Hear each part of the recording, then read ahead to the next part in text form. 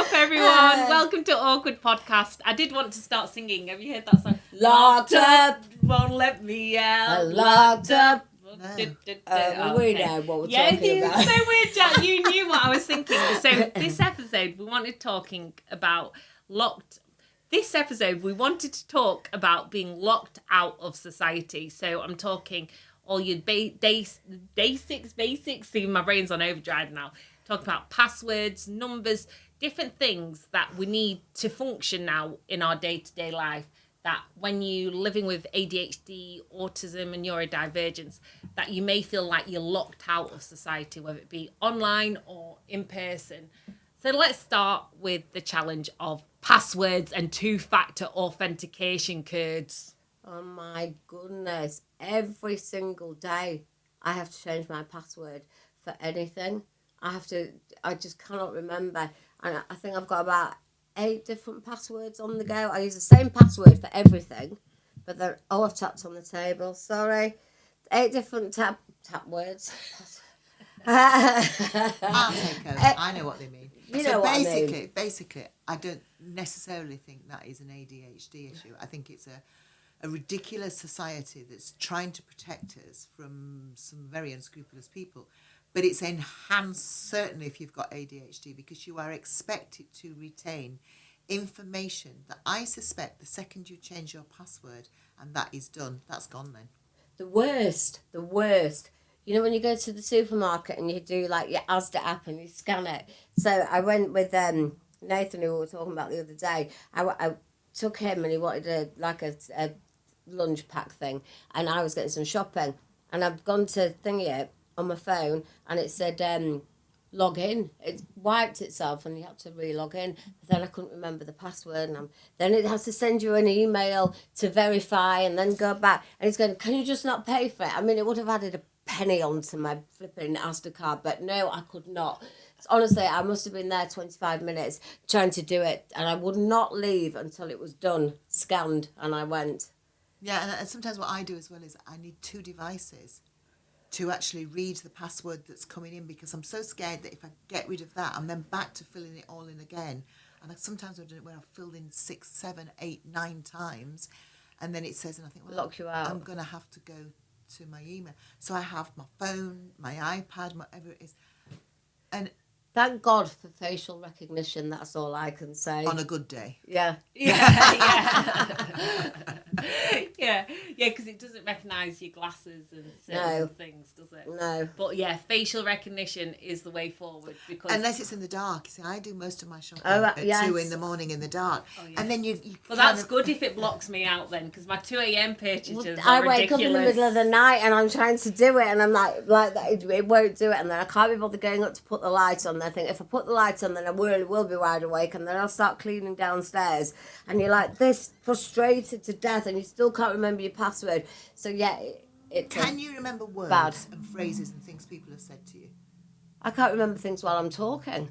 Words that are coming out of my head. By the time I processed it, I can't remember what I'm trying to say. I can remember a fact relating. Oh, you can remember and I will loads. never forget a quote ever. Yeah. My daughter, you can say to her anything in the world. Give me a fact about an iceberg. She'll tell you how many feet under the sea, how many feet it is, and, the weight of an iceberg. It's ridiculous. She can remember any fact or figure that you can possibly imagine. Yeah, I've got almost photographic. I've got photographic. When I read, if I don't read, I will not read a book or anything like that. I cannot bear it. But if someone gives me something to read, I'll just read. I scan it and I just. And I think that's where we're all different with learning difficulties and different things. The way in terms we learn, some people are auditory, some people are visual. So we all learn different anyway. But then I think when you've got other conditions involved like ADHD or autism or different sensory overload conditions, then that just adds another dimension into it, because you might be slightly visual in some ways, but then you need audio, but not a certain type of audio, or a certain person talking in a certain way. Or a twin sister. Isn't the description what it says on the tin? Attention deficit.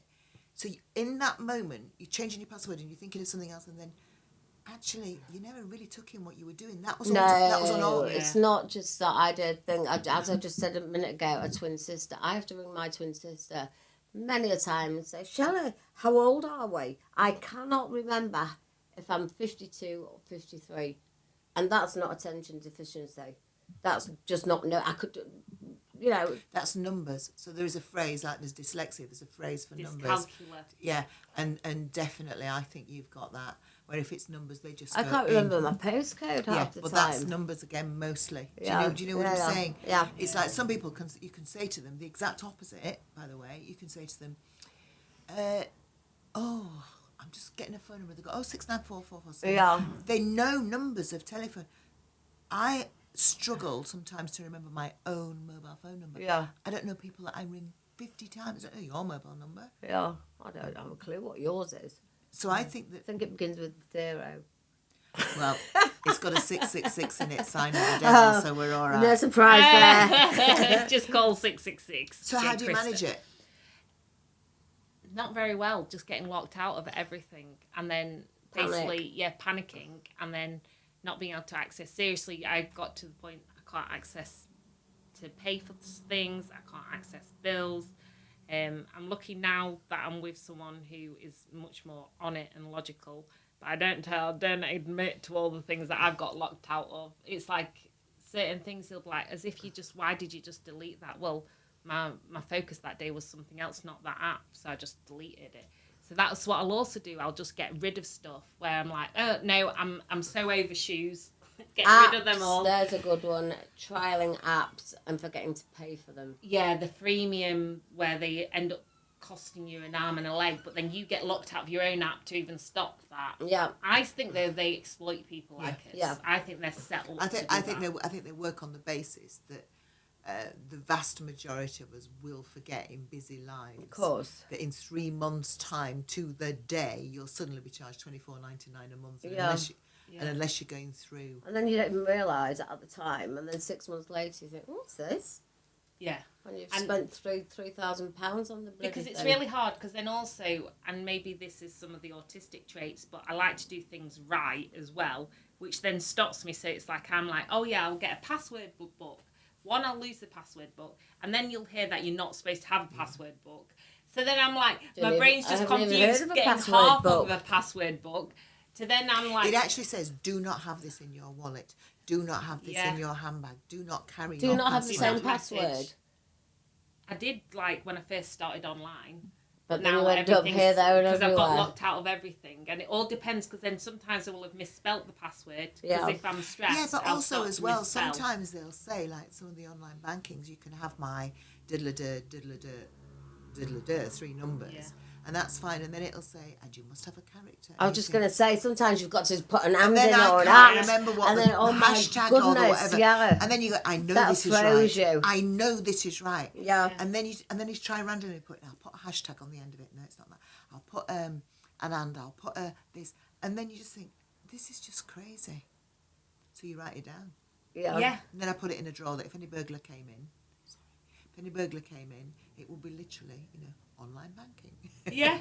And the burglars more like to find it than me. Yeah, you are. Because I'm like, oh, come on, burglars, come into my house and tell me what I've done with this password or where I've put this in a very, very safe space. I found my phone in the cutlery drawer the other day because I was searching for it for about 40 minutes. Okay, what about physical? In the olden days, before we all had the kind of, Siri or call so-and-so that you could do on, I can do that on my car, on my phone or whatever, and you had those telephones that did that. I can't get in my head that I could actually do it without thinking various numbers, even though it was worrying. Yeah, but we usually read that out of a phone flip book, up, didn't but for certain ones. And now it's like that. But, and bear with me, how can we, I think our brain splits in two, and sometimes if we don't think about it, the overthinkers, it just comes naturally. When you overthink about it, your world goes blank. Yeah. Yeah, it does. Because I know it'll come to you, the answer. You'll ring me I at 2 went and 2 go, o'clock in the morning. Yeah.